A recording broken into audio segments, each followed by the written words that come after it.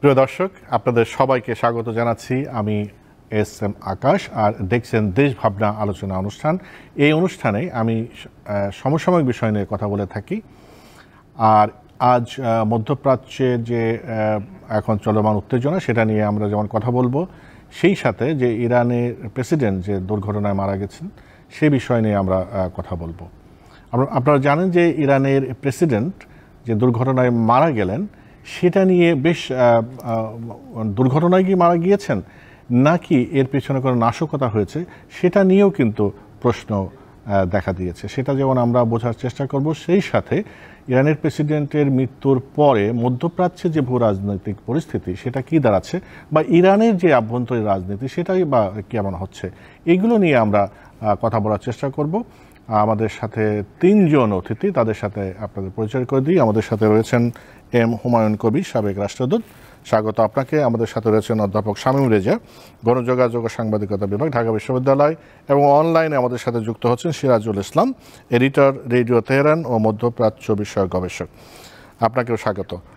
M Humayun Kabir, যে প্রশ্নটা বলছিলাম যে রাইসির যে দুর্ঘটনা, মানে হেলিকপ্টার দুর্ঘটনায় মারা গেলেন, সাথে তার পররাষ্ট্রমন্ত্রী সহ 9 জন মারা গেলেন, কিন্তু এখন ন্যাশনাল ইন্টারন্যাশনাল সব গণমাধ্যমে একটা প্রশ্ন ঘুরে বড় হয়ে দেখা দিচ্ছে, সেটা কি আসলে এটা দুর্ঘটনা নাকি নাশকতা?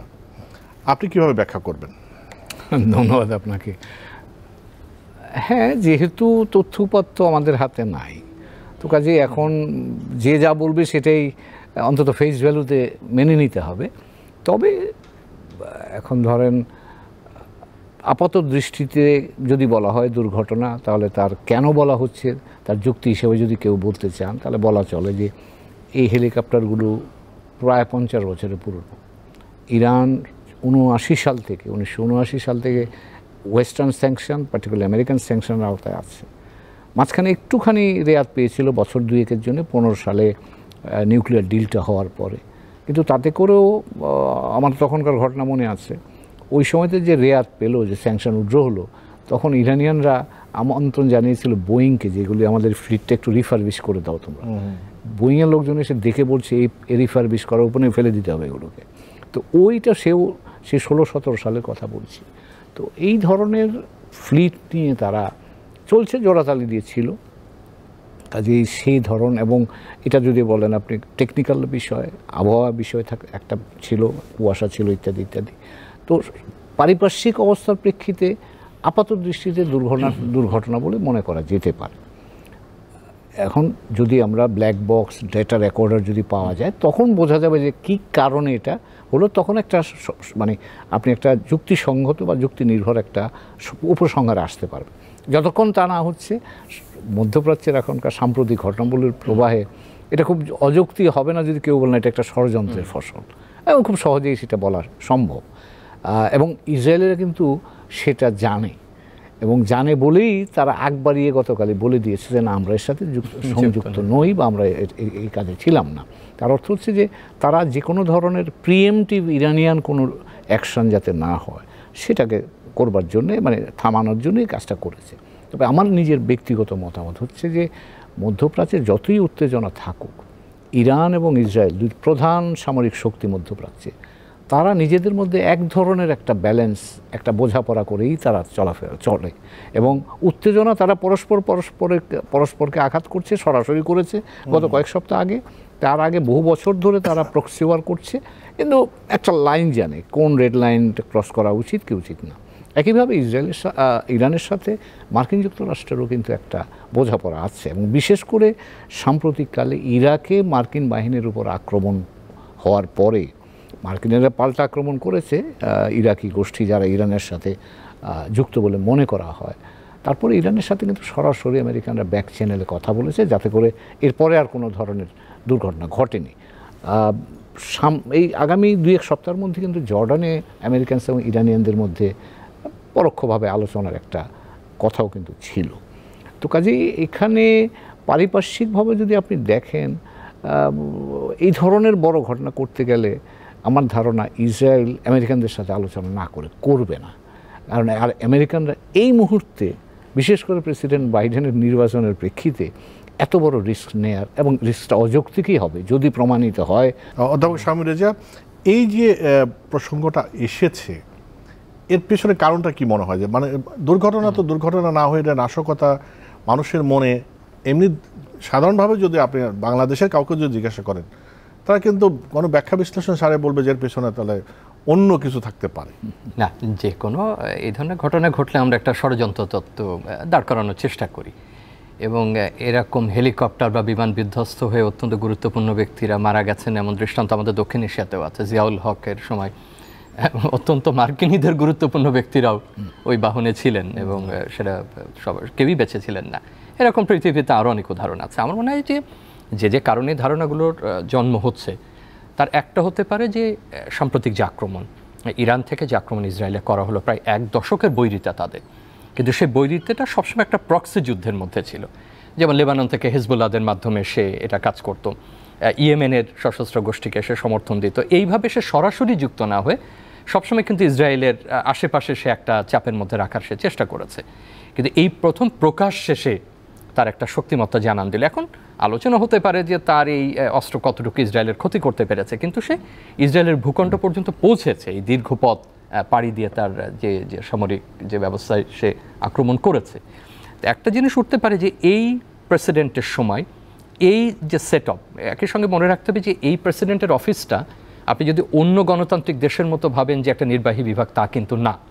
এখানে সর্বোচ্চ যিনি আধ্যাত্মিক নেতা আছেন তিনি, এখানে রেভলিউশনারি গার্ড আছে এবং তাদের একটা নিরাপত্তা কাউন্সিলও আছে, এবং এই পক্ষগুলো কিন্তু গুরুত্বপূর্ণ ভূমিকা পালন করে সিদ্ধান্ত গ্রহণের ক্ষেত্রে। কিন্তু তারপরে মনে রাখতে হবে যে এই রাষ্ট্রপতির সময় বা প্রেসিডেন্টের সময় আক্রমণটা হয়েছে। অতএব একটা ধারণা হয়তো মধ্যপ্রাচ্য বা বহির্বিশ্বে তৈরি হতে পারে যে তাহলে কি আক্রমণের কারণেই অন্য ক্ষতিগ্রস্ত কোনো পক্ষ এটা করলো কিনা। আর একটা হতে পারে তার আভ্যন্তরীণ বিষয়, কারণ উনি যে প্রক্রিয়ায় নির্বাচিত হয়েছেন সেই নির্বাচন প্রক্রিয়াটা খুব একটা স্বচ্ছ ছিল না। ইরানের ইতিহাসে 79 সালের পরে যতগুলো নির্বাচন হচ্ছে সবচেয়ে কম ভোট পড়েছে তার সময়। ইনি কিন্তু এর আগে একবার হেরে গিয়েছিলেন, কিন্তু এখন যিনি আলী খামেনি আছেন তখনও তিনি তার পছন্দের প্রার্থী ছিলেন, কিন্তু তাদের নির্বাচনে একটা স্বচ্ছতা আছে, একটা প্রকাশ্য অবস্থা ছিল দেখে উনি জয়লাভ করতে পারেন। উনি দ্বিতীয়বার এসে জয়লাভ করেছেন এবং বিভিন্ন আলোচনা আছে।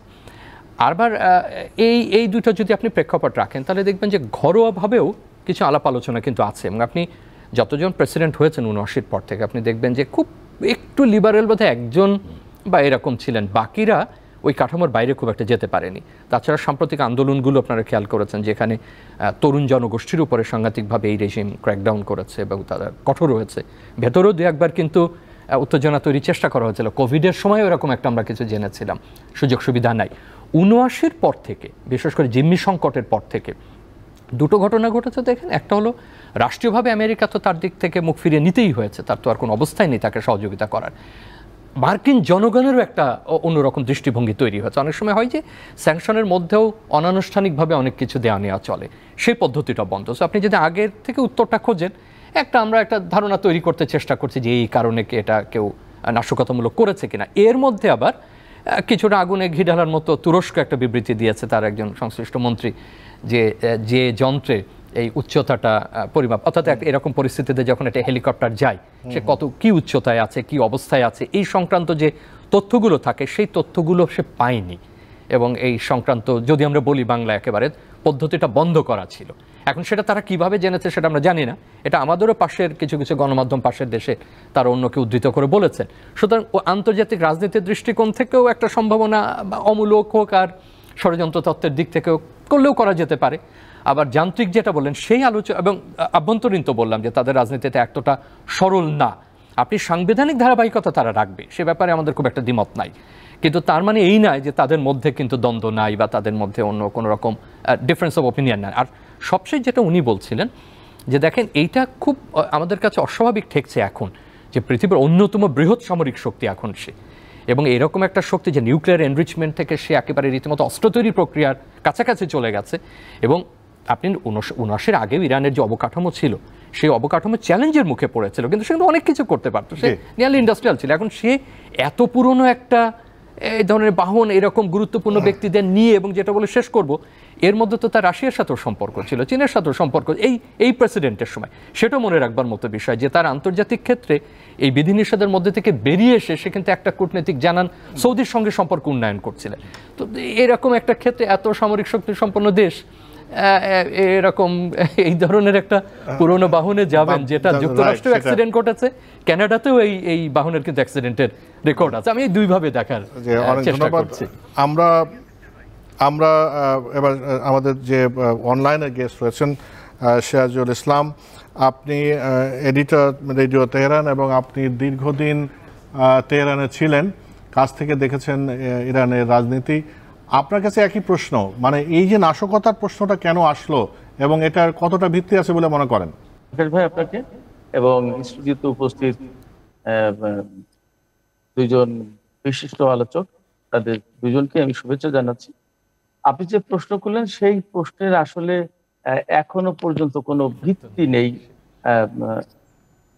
এই যে ষড়যন্ত্র তত্ত্ব যেটা বলা হচ্ছে যে একটা নাশকতার একটা আশঙ্কা বা সম্ভাবনার কথা, এইটার কোনো ভিত্তি এখনো নেই। এই কারণে সেই দেশের পক্ষ থেকেও কিন্তু এখনো পর্যন্ত বলা হচ্ছে যে আপনার এটি দুর্ঘটনা এবং দুর্যোগপূর্ণ আবহাওয়ার কারণে পার্বত্য অঞ্চলে এই দুর্ঘটনা ঘটেছে।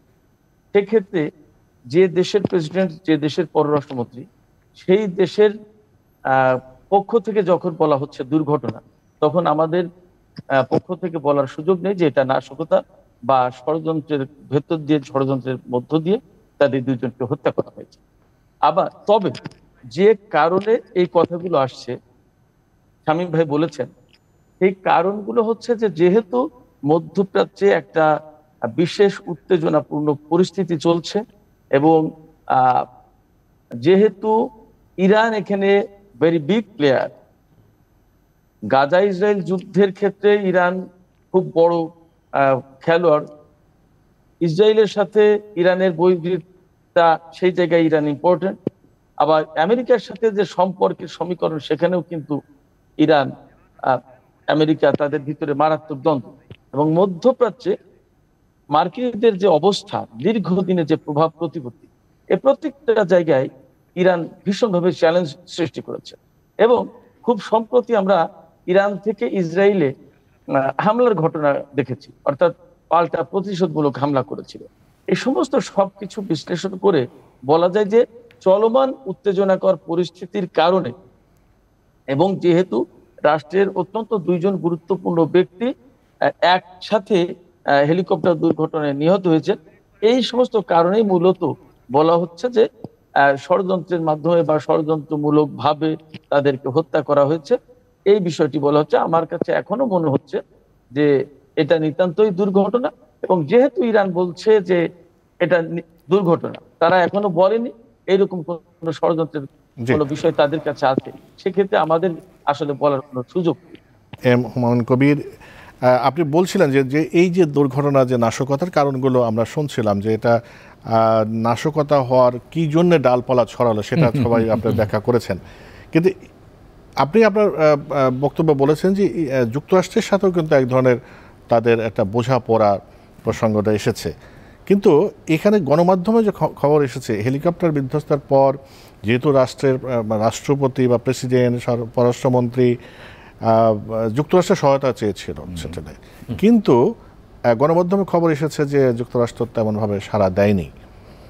মানে এটা একটা হলো যে ধরুন বৈরী সম্পর্ক, কিন্তু আবার হয়তো ব্যাক চ্যানেলের সম্পর্কও আছে, যার জন্য হয়তো তারা চেয়েছিল, কিন্তু এই সময় যুক্তরাষ্ট্র সাড়া না দেওয়ার মানে কি কারণটা, মানে শত্রুকে আমি সহযোগিতা করব না নাকি এরকম? আমার মনে হয় বিষয়টা বোধহয় আরেকটু ধৈর্য ধরে দেখতে হবে, বুঝতে হবে। সেটা হলো এই যে প্লেনগুলো কিন্তু বেল 212 আমেরিকান বোয়িংয়ের বানানো, টেক্সাসে তৈরি। এখন এই ব্ল্যাক বক্স বা ডেটা রেকর্ডার যদি আপনি অ্যানালাইজ করতে হয়, এটা আমেরিকাতে যাওয়া ছাড়া কোনো উপায় নেই, অথবা আমেরিকার কোনো মিত্র দেশে আপনাকে যেতে হবে। এখন কাজে তার ওই কোডগুলো তো ওখানকার তৈরি, এটা ডিকোড করতে গেলে আপনার তাদের কাছে যেতেই হবে। তো আমার ধারণা যে এই খবরটা এসছে, কিন্তু আবার হয়তো এটা ইরানের রাজনৈতিকভাবে এটা এক ধরনের অস্বস্তি তৈরি করতে পারে যে আমেরিকানদের কাছে আমরা কেন সাহায্য চাইব।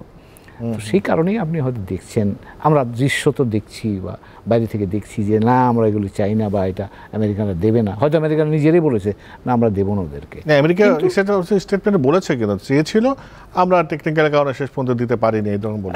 যেহেতু স্যাংশনের আওতায় আছে সেখানে কিন্তু তাদের বাধ্যবাধকতা, আইনগত বাধ্যবাধকতা আছে, তো সে কিন্তু ইনফর্মালি হয়তো সেটা হবে।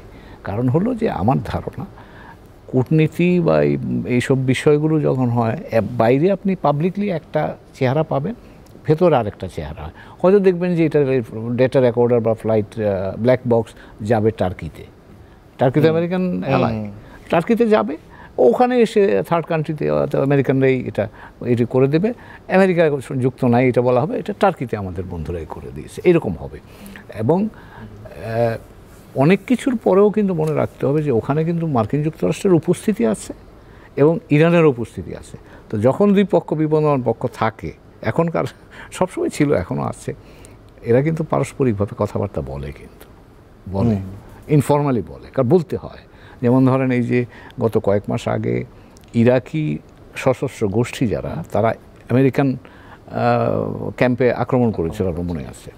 আমেরিকানরা বম করে ওদেরকে ডিস্ট্রয় করেছে, কিন্তু আমেরিকানরা জানে যে ওরা আবার আক্রমণ করতে পারে আরেকখান থেকে।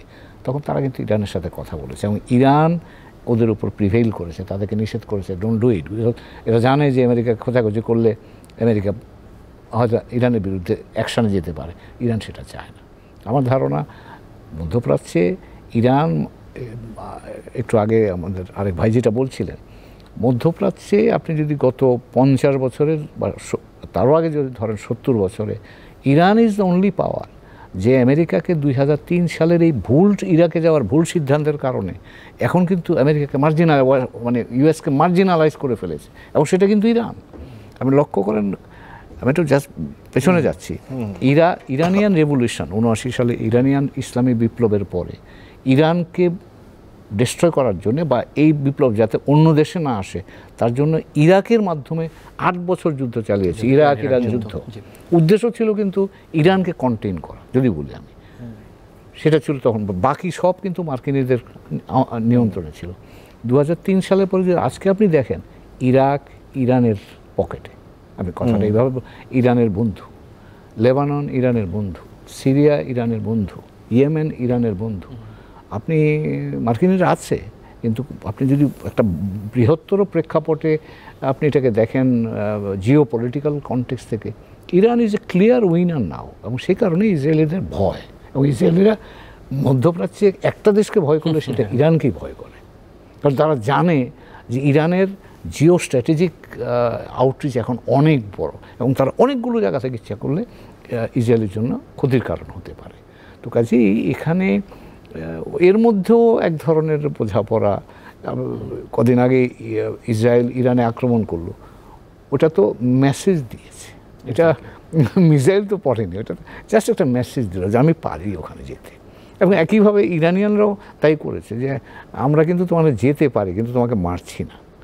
অধ্যাপক শামীম রেজা, ইরানের এই যে রাষ্ট্রপতি, যেটা আপনি বলছিলেন যে তার নির্বাচন হয়তো একটু, তার ভোট তো সে অনেক হয়তো ভোট পাননি, কিন্তু ইরানের যে সর্বোচ্চ ধর্মীয় নেতা, তার খুব পছন্দের ঘনিষ্ঠ ছিলেন, প্রেসিডেন্ট হয়েছে, কিন্তু তিনি ক্ষমতায় আসার পরে যে পলিসিগুলো তিনি নিয়েছেন, অনেক কট্টর অবস্থান আমরা দেখি। এই তার মৃত্যুর পরে ইরানের যে অভ্যন্তরীণ অবস্থা বা তার ইরানের যে পলিসি, সেই কট্টর অবস্থায় কি থেকে যাবে, নাকি এখানে নতুন কোনো উন্মোচন হতে পারে? শুরুতেই বলছিলাম যে এখানকার রাষ্ট্রপতি, আমরা যদি মনে করি অন্য নির্বাহী বিভাগের মতো, যুক্তরাষ্ট্রের মতো বা অন্যান্য দেশের মতো, যে তিনি খুব স্বাধীন এবং একটা অটোনমাসভাবে সিদ্ধান্ত নিতে পারেন, তা না। এখানে সর্বোচ্চ ধর্মীয় নেতা আলী খমেনি অত্যন্ত গুরুত্বপূর্ণ, তার অফিস খুব গুরুত্বপূর্ণ।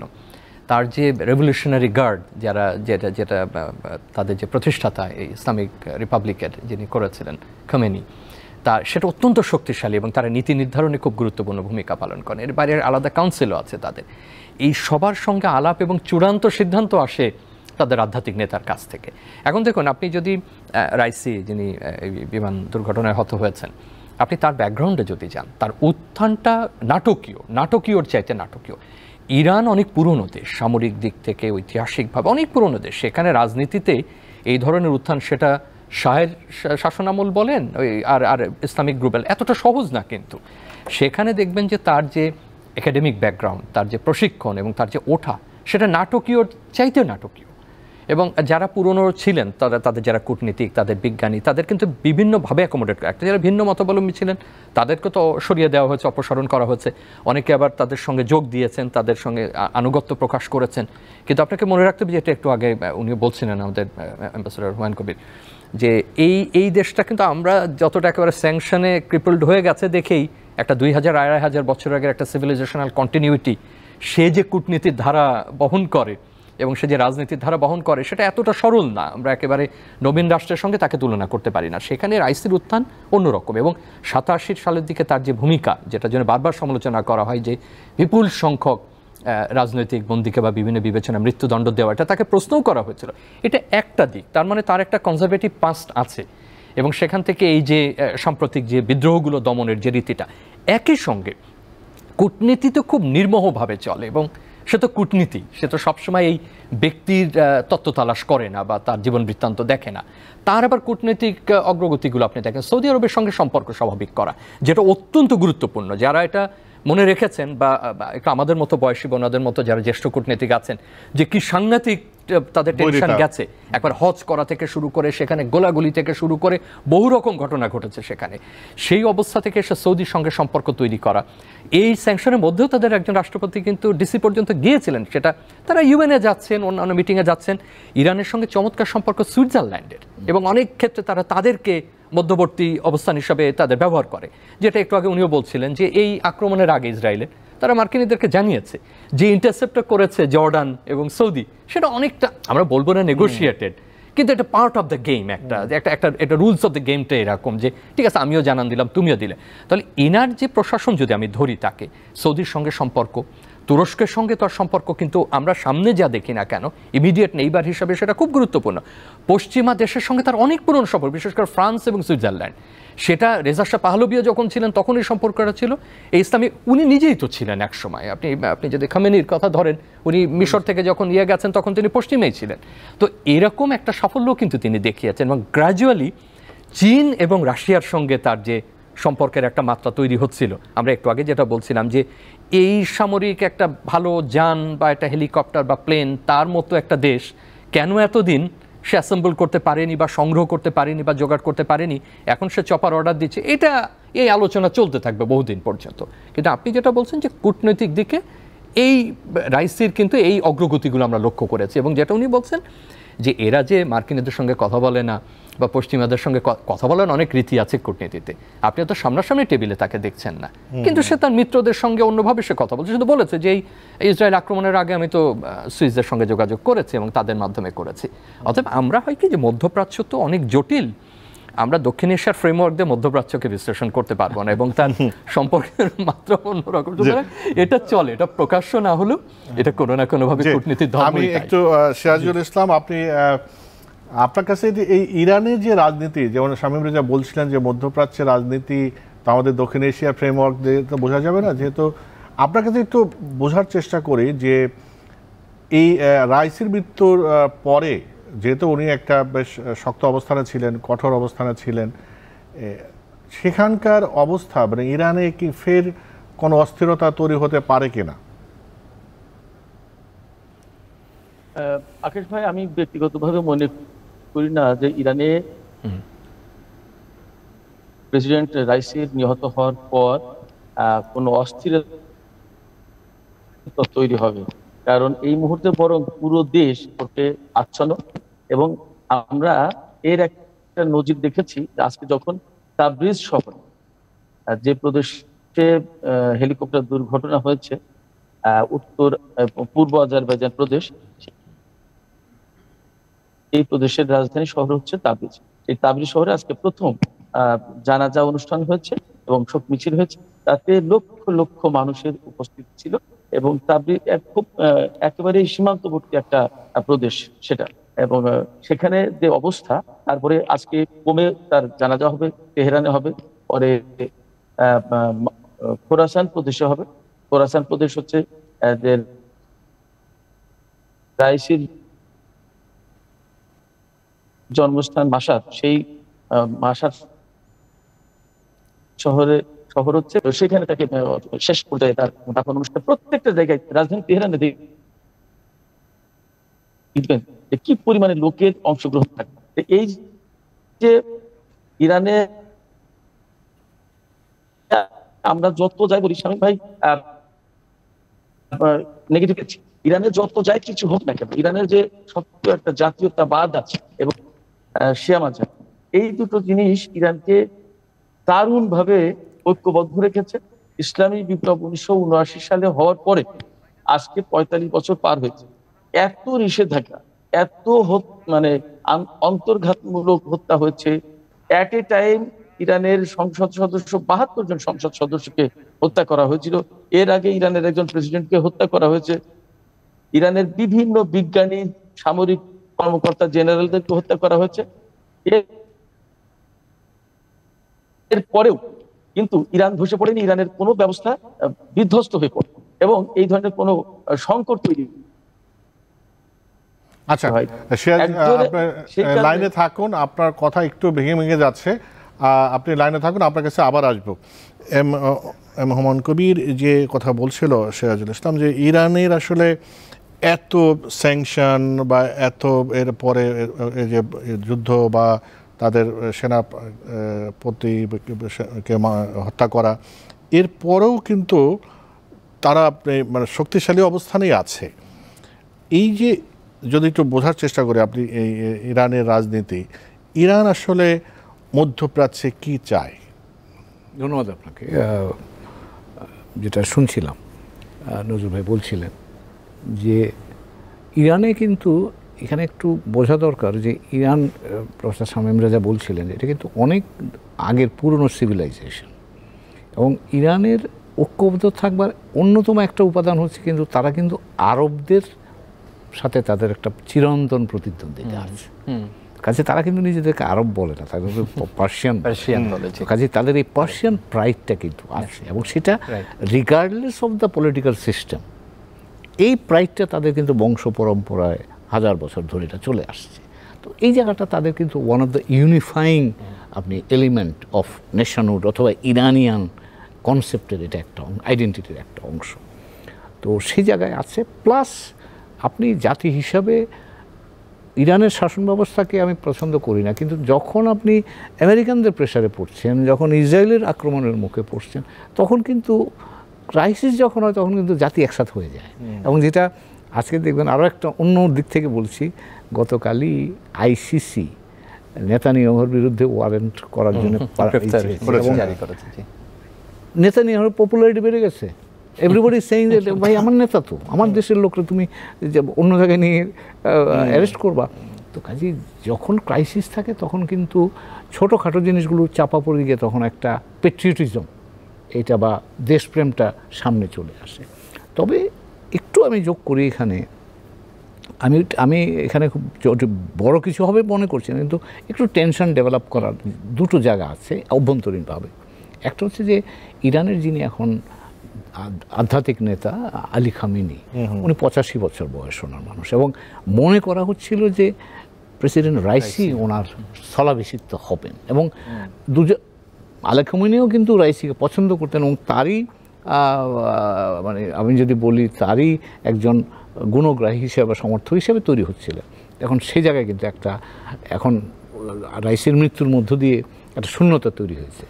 এখন ইস্যু আসবে, খামেনি সাহেবের নিজের ছেলেও কিন্তু এর প্রতিদ্বন্দ্বী, সেও চায় কিন্তু ওখানে যেতে। এখন মরাল ইস্যু আসবে, উনি যদি ধরেও যদি নেই, আমি জাস্ট আমার নিজের কথা বলছি, যদি খামেনি সাহেব নিজে চেয়েও থাকেন যে তার ছেলেকে এখানে নিয়ে আসেন, কিন্তু তিনি প্রতিদ্বন্দ্বিতার মধ্যে নিয়ে আসলে আলী খামেনি, রাইসি এবং তার ছেলের মধ্যে প্রতিদ্বন্দ্বিতা হয়ে যদি আসতো তাহলে সেটা প্রশ্নাতীত হতে পারত। এখন কিন্তু এই রিস্কটা তৈরি হয়েছে যে এটা নিয়ে নৈতিক প্রশ্ন আসতে পারে এবং নূতন প্রতিদ্বন্দ্বী তৈরি হতে পারে। এটা হলো একেবারে সর্বোচ্চ পর্যায়ের আলী খামেনি, যিনি আধ্যাত্মিক গুরু আছেন, তার পদের। এবার আসেন প্রেসিডেন্ট পদের নির্বাচন 50 দিনের মধ্যে করতে হবে। ইতিমধ্যে কিন্তু তারা নির্বাচনের ডেটও ঘোষণা করেছে।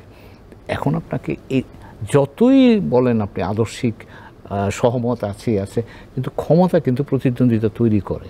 তো এখানেও কিন্তু এক ধরনের প্রতিদ্বন্দ্বিতা তৈরি হবে, এবং ইরানের অভ্যন্তরীণ ক্ষেত্রে এটা কিন্তু একটা চ্যালেঞ্জ এখনকার বাস্তবতা। এবং যেটা প্রফেসর শামীম বলছিলেন যে এই রাইসিকে ক্ষমতা আসতে গিয়ে কিন্তু অনেক প্রতিদ্বন্দ্বীকে বিভিন্নভাবে সরিয়ে দিতে হয়েছিল, এবং যেটার ফলেই কিন্তু এই বৈধতার সংকটটা, বা সংকট বলবো না, বৈধতা নিয়ে প্রশ্নটা তৈরি হয়েছিল। তো কাজে এই টেনশনগুলো কিন্তু আমার ধারণা আগামী কয়েক সপ্তাহ ইরানের রাজনীতি, অভ্যন্তরীণ রাজনীতিকে খানিকটা হয়তো। অধ্যাপক শামীম, আপনি কি টেনশন দেখেন কিনা? বিশেষ করে রাইসি ক্ষমতা আসার পরে আমরা দেখেছি যে পোশাক নীতি নিয়ে যে আন্দোলন হয়েছে, সেখানে কিন্তু বেশ নির্মমভাবে দমন করা হয়েছে। এই যে সম্ভবত যে মাশা আমিনের মৃত্যুকে নিয়ে, এবং তার যে হিজাব নীতি, এগুলো নিয়ে অনেক প্রশ্ন আছে। তো এখন এই সময় যে সবাই যে এই কট্টরপন্থা, তা তো না, কিছু তো বিরোধিতা আছে সেখানে, এবং এই যে এই আন্দোলন মানুষের মানে স্বাধীন যে চিন্তাভাবনা, সেটাকে মাথাচাড়া দিয়ে উঠতে পারে কিনা? একটা জিনিস দেখেন, এটা একটা খুব থিওলজি বেসড একটা দেশ এখন, কিন্তু ইরান ঐতিহাসিকভাবে এরকম ছিল না। এগুলো আসলে আমরা খুব সংক্ষিপ্ত আলোচনা হয়তো আনতে পারি না। যেমন ধরুন, তাদের এখনো প্রধান উৎসব নওরোজ, তার মানে এখনো তারা সে আদি প্রি ইসলামিক যুগের যে উৎসব, সেটাকে কিন্তু এখনো তারা টিকিয়ে রেখেছে। এবং আপনি যদি আরো অনেক অনুষঙ্গ দেখেন, তাদের যে অনুশীলনগুলো ঐতিহাসিক, আপনি জানেন যে ফেরদৌসি শাহনামা লেখাই হচ্ছে বিদ্রোহ করে যে আরবদের সবকিছু ভালো, কিন্তু ভাষাকে কেন সে প্রভাবিত করছে, আমার যে আদি ভাষা পার্সিয়ান যে ভাষা ছিল, এরকম অনেক উদাহরণ আপনি টানতে পারবেন। তো এরা অত্যন্ত জাতীয়তাবাদী একটা দেশ, এবং এই জাতীয়তাবাদ, সেটা আগের রাজতন্ত্র হোক আর এখনকার ধর্মতন্ত্র ভিত্তিক হোক, তাকে যুথবদ্ধ রাখে। আপনি যে কোনো এরকম সংকটকালে বরং লিবারেল অ্যাপ্রোচে যায় না, যার সম্ভাবনাটা কম। এমনিতেই সে খুব কঠোর অবস্থানে ছিল অনেকগুলো কারণে, আগে বলছে তার অনেকগুলো প্রক্সি ওয়ার ফ্রন্ট রয়েছে, তার ইসরায়েলের সঙ্গে এটা রয়েছে। মনে রাখতে হবে যে গত 3 দশকে যারা স্যাংশন নিয়ে কাজ করেন, তারা জানেন যে পৃথিবীর এমন কোনো রীতির স্যাংশন নেই যেটা তার উপর আরোপ করা হয়নি। সম্ভবত ইতিহাসের সবচেয়ে বেশি সংখ্যক, বেশি রকমের স্যাংশন তার উপর আরোপিত আছে, তার মধ্যেও কিন্তু সে টিকে আছে। এবং এই টিকে থাকাও কিন্তু একটা কঠোর অবস্থা অনেক সময় জন্ম দেয়। সে তার তেল বা অন্য দিয়ে আর কতক্ষণ, তার আগের একটা বেস ছিল ইন্ডাস্ট্রিয়াল, আর কিছু অসমর্থিত আছে ব্যবসা বাণিজ্য, এটা দিয়ে সে চলছে। আবার ওপেনও আছে, যেমন ভারতের সঙ্গে তার গুরুত্বপূর্ণ চুক্তি হয়েছে কিছুদিন আগে, যেটা নিয়ে মার্কিন যুক্তরাষ্ট্র নাখোশ। ভারতের সঙ্গে কিন্তু তার একটা দীর্ঘ সম্পর্ক, সেটাও কিন্তু একটা ইন্টারসিভিলাইজেশন, একটা কন্ট্যাক্ট। তো এরকম পরিস্থিতিতে ধরেন রাইসির থাকতে পারে, রাইসির বিদ্রোহী না হোক, প্রত্যাশী কিংবা তার সঙ্গে রাজনৈতিকভাবে প্রতিদ্বন্দ্বী ভেতরে থাকতেই পারে, কিন্তু আমাদের ৭৯-এর পর থেকে অভিজ্ঞতা বলে যে রাফসানজানি খাতামে বিভিন্ন সময় একটু মুখি দিয়েছে মাঝে মধ্যে যে একটু বোধহয় উদার হবে, কিন্তু যে কাঠামো, এই কাঠামো এর থেকে বেশি উদার হওয়া সম্ভব না। এবং এই ক্ষেত্রে যেখানে ইসরায়েলের সঙ্গে তার টেনশন আছে, মধ্যপ্রাচ্যে লেবাননের সঙ্গেও কিন্তু অলরেডি অন্য একটা টেনশন, কারণ আপনি জানেন যে হেজবুল্লাহদেরকে যে সমর্থন দেয়, সেটি ইসরায়েলের সরকার, ওই লেবাননের সরকার থাকা না থাকার সমান হয়ে যায়, তারাই দেশ চালায় এক ধরনের পরোক্ষভাবে। এটা তো তার জন্য স্বস্তিকর না। তো সব কিছু মিলে তার কিন্তু অন্য চাপ আছে, তার অন্যান্য অর্থনৈতিক বিষয় তো আছে। একটু মাঝে যেটা উনিও বলছেন, একটু মনে হচ্ছিল গুছিয়ে উঠছে, আবার সে চাপের মধ্যে পড়েছে। অতএব আমি দেখি না যে অন্তত নিকট অতীতে তার খুব উন্মুক্ত হবার, বা আমরা যেভাবে বলছি একেবারে মত প্রকাশ অন্যরকম একটা লিবারেল অ্যাপ্রোচ, সেটাতে সে যাবে না, বরং এই মৃত্যু তাকে আরও কনজারভেটিভ অ্যাপ্রোচের দিকে নিয়ে যাবে। আর তার শাসনতান্ত্রিক সংকট সে তৈরি হতে দেবে না কোনো অবস্থাতে। ওটা দেখবেন ঠিকই 50 দিনের মধ্যে নির্বাচন হচ্ছে, ওইটা সে একটা স্মুথ ট্রানজিশন দেবে। বরং আমরা যেটা দেখছি, যেটা উনি বললেন, যে আলী খামেনি এখন যেহেতু ইনাকে এক ধরনের মনে করা হচ্ছিল উত্তরাধিকার হিসেবে রাখবেন, সেইটার বদলে তার ছেলে, যিনিও শোনা যায় না, আমরা তো এগুলো আসলে ওইভাবে বলা খুব কঠিন বাইরে থেকে, বা আরও অন্য কোনো বিষয় সেখানে আছে কিনা। আর একটা জিনিস মনে রাখতে হবে যে এই রাইসির সময় নিউক্লিয়ার এনরিচমেন্ট প্রায় অস্ত্র তৈরির একটা পর্যায়ে আমরা শুনেছিলাম, সেটাও কিন্তু একটা বড় ঘটনা তার সময়। এবং জেনারেল সোলাইমানিকে হত্যা করা, এবং এই যে টার্গেটেড কিলিং, তারপরে ওর কনসুলেটের যে আক্রমণ, সেগুলো কিন্তু অনেকভাবে তাকে সামলাতে হচ্ছে। তো আপনি যদি সবগুলো বিবেচনায় নেয়, ইসরায়েলের সঙ্গে তার টেনশন, অন্যান্য প্রক্সি ফ্রন্টগুলো, তার এখনকার স্যাংশন, এই দুর্ঘটনা এবং এই যে হত্যাকাণ্ডগুলো ইসরায়েল করে, সব কিছু মিলে, এবং তার আভ্যন্তরীণ, যেটা আমরা তিনজনই বলার চেষ্টা করছি, তার আমার মনে হয় না কোনো ধরনের সম্ভাবনা আছে যে খুব একটা উদার হওয়া বা উন্মুক্ত, বরং সে যেটা ছিল ওই স্ট্যাটাস কোটাই থেকে যাওয়ার একটা বড়। আর উনি যেটা বলছেন, একটা তো আবেগ, একজন ব্যক্তির পেছনে যাই থাকুক না কেন, ধরুন যারা ওই 87 বা 88 ওই সময়কার ওই পরিস্থিতির শিকার, তাদের আবেগ বা ব্যাখ্যার সঙ্গে তো আপনি মেলাতে পারবেন না। আর এখন যেটা হচ্ছে, একজন রাষ্ট্রপতি, তার সঙ্গে আরও অনেকে মারা গেছেন, তারাও গুরুত্বপূর্ণ পদে ছিলেন সেখানে, জায়গাগুলো খুব ঐতিহাসিক। তা ব্রিজিয়া, যারা ইতিহাসের শিক্ষার্থী হিসেবে জানেন দেওয়ানির শামসিদ তাবরিজ পৃথিবীর বহু দেশের মানুষকে আলোড়িত করে। তো এগুলোর একটা ঐতিহাসিক মূল্য, এখনকার আবেগ এবং তারা যে ইসলামের যে ডেনোমিনেটরে তারা বিলং করেন তাদের এক ধরনের শোক, এবং এটা খুব গুরুত্বপূর্ণ ঐতিহাসিকভাবে সেটা কারবালার সময় থেকে। এইগুলো আপনি কূটনৈতিক পরিভাষা এবং এই পরিমণ্ডলে আলোচনা করে বোঝাতে পারবেন। এটাকে আপনাকে একটা জাতির সামগ্রিক মনস্তত্ত্ব দিয়ে দেখবার চেষ্টা করতে হবে। সুতরাং একটা পরিস্থিতি তৈরি হয়েছে যেটা আরও আমি মনে করি যে তার এই কনজারভেটিভ অ্যাপ্রোচকে আরো শক্ত করবে বলে মনে করে। আমরা আলোচনা প্রায় শেষ পর্যায়ে হুমায়ুন কবির, মধ্যপ্রাচ্য আলোচনা করব অথচ ফিলিস্তিন ইসরায়েল প্রসঙ্গ আলোচনা করব না, সেটা হয় না। যে এই যে 7 মাস ধরে যে গাজা এই যে হামাসের বিরুদ্ধে যে যুদ্ধ, সেখানে তো একটা প্রচণ্ডভাবে মানবিক বিপর্যয় দেখা দিয়েছে। তো সেক্ষেত্রে এই যে ফিলিস্তিনিদের উপরে ইসরায়েলের যে নির্মম যে হামলা বা নির্বিচার হত্যাকাণ্ড, এইটার কি হবে? এইটার কি মানে কিভাবেই এটাকে চলতেই থাকবে? দুর্ভাগ্যজনকভাবে হলেও মানে এটা বলতে হয় যে এটা নিশ্চয়ই এর চেয়েও তো খারাপ অবস্থার হতে পারে না। কিন্তু আমার ব্যক্তিগত ধারণা যে গত ধরেন 70 বছর ধরে যদি আমরা দেখি প্যালেস্টাইনিদের দুর্ভোগের কাহিনীটা, যখনই কোনো বড় ধরনের সংঘাত হয়েছে তারপরেই কিন্তু একটা নতুন প্রয়াস হয়েছে প্যালেস্টাইনিদেরকে সহায়তা করার জন্য। তো আমার ধারণা যে গাজাতে প্যালেস্টাইনিরা মানে মানবেতর জীবনযাপন করছে, মানে অপরাধের কোনো শেষ নাই। এটা হত্যাযজ্ঞ বলেন, অপরাধ বলেন, তার মধ্যে আপনি লক্ষ্য করবেন এই প্যালেস্টাইন ইস্যুটা কিন্তু অনেক দিন পর আন্তর্জাতিক ইস্যু হিসাবে রূপান্তরিত হয়েছে। এটা ইতিবাচক, অ্যাটেনশন পেয়েছে। এবং এই প্যালেস্টাইনিরা কিন্তু গত বছর 10-12 ধরে হারিয়ে গিয়েছিল। আমার মনে আছে গতবার নেতানিয়াহু ইভেন জেনারেল অ্যাসেম্বলিতে দাঁড়িয়ে একটা বোর্ডের মধ্যে এঁকে দেখাচ্ছে ইসরায়েলের সাথে সৌদি আরবের সম্পর্ক, এরকম দাগ দিয়ে। অর্থাৎ অন্যরা কারা? ইসরায়েল, সৌদি আরব, বাহরাইন, ইউএই, আমরা এই সিদ্ধান্ত নেব। অর্থাৎ নেতানিয়াহুর নেতৃত্বে বা রক্ষণশীল যে রাজনীতি, তারা প্যালেস্টাইনকে ইস্যু হিসেবে বাদই দিয়ে দিয়েছিল। এই 7ই অক্টোবরের ঘটনার মধ্য দিয়ে হামাস এটাকে আবার এজেন্ডাতে ফেরত নিয়ে আসছে। এবং এখন যে পর্যায়ে আছে আমার মনে হয় যে এটা সমাধান যদি আপনি সকলেই চিন্তা করছে হোয়াট ডে আফটার, অর্থাৎ এই গাজার যুদ্ধ শেষ হলে কি হবে। এবং এখানে কিন্তু অনেকগুলো আলোচনা আসছে এবং আমার কাছে মনে হচ্ছে যে একটা নতুন কিছু সম্ভাবনা আছে।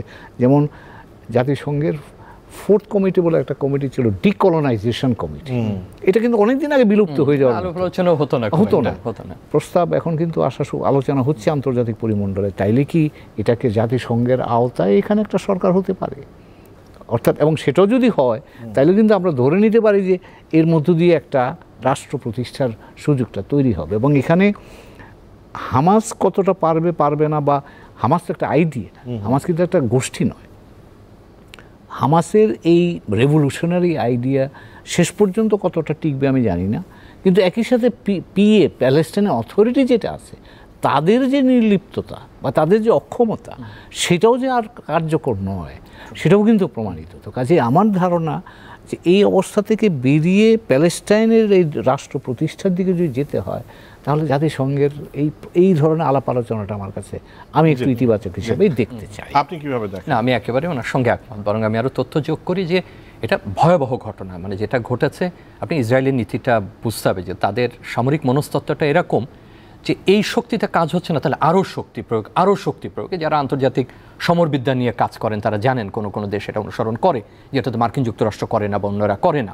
এখন যেভাবে তারা করছে সেটা কিন্তু এই ভয়ঙ্করত্ব, এটা হামাস যখন কাজটা করেছে তার কি অবস্থা দাঁড়াবে এটা আমরা সবাই অনুমান করতে পেরেছি, এবং সেটাই ঘটছে। কিন্তু আমাদের কল্পনারও বাইরে চলে গেছে। এটা লাইভ জেনোসাইড আপনি বলতে পারেন, দেখছি। কিন্তু এটা ওই সম্ভাবনাগুলো তৈরি করেছে। যেমন দেখুন, জাতিসংঘের পূর্ণ সদস্য প্রাপ্তির পথে অনেক দূরে এগিয়ে আছে। এখন সে পায়নি, কিন্তু সে টপ এজেন্ডাতে চলে গেছে। অনেকগুলো স্তর আছে যেটা পার হয়ে যেতে হয়, সে ক্রমশ কিন্তু কাছাকাছি যাচ্ছে। ফ্রান্স বলছে তার 2 স্টেট ছাড়া সমাধান নেই। যুক্তরাষ্ট্র তো কথা বলছে যে রাফার এই অল আউট যে আক্রমণ, সেই আক্রমণকে সে সমর্থন করে না। তাদের মধ্যে স্প্লিট হচ্ছে, তাদের আইন প্রণেতাদের মধ্যেও এখন বিভেদ দেখা দিচ্ছে যে এটা কি। এবং সেটা মিশরও অত সহজে, যতই মিশর তার সুবিধাভোগী হোক না কেন মার্কিন যুক্তরাষ্ট্রের ওভারসিজ এইডের, এত সহজ না যে তার বর্ডারে এরকম একটা সাংঘাতিক, জর্ডান নিজে অস্বস্তির মধ্যে রয়েছে, আমেরিকার অত্যন্ত বন্ধু রাষ্ট্র। এবং যেটা উনি বললেন যে এই যে আমাদের মাহমুদ আব্বাসের নেতৃত্বাধীন যেটা, সেটা আসলে কোনো কাজই করছে না। তার না পুলিশ বাহিনী কাজ করে, না তার অন্য বাহিনী কাজ করে, সেখানেও করাপশনের অভিযোগ আছে, সেখানে অদক্ষতার অভিযোগ সেখানে আছে।